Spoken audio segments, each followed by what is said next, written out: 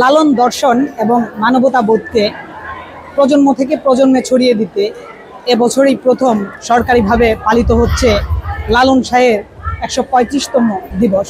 আর এই দিবসটিকে কেন্দ্র করে লালনের জীবন কর্ম নিয়ে আলোচনা এবং তার গান নিয়ে নৃত্য, একক গান সবকিছু পরিবেশিত হচ্ছে এবং নেত্রকোনা জেলা প্রশাসনের আয়োজনে মুক্তারপাড়া পাবলিক হল মিলনায়তনে লালন সাইজির তিরোধান দিবসে বিভিন্ন শ্রেণী পেশার এবং বিভিন্ন বয়সের লালন ভক্তরা এসে অংশ নিয়েছেন।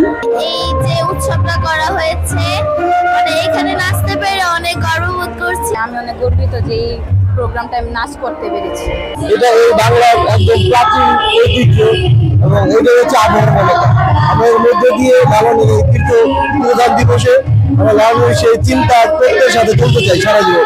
রাষ্ট্রীয়ভাবে এটা পালন করা হচ্ছে, এটাকে অভিনন্দন এবং এটা অনেক আগেই করা উচিত ছিল।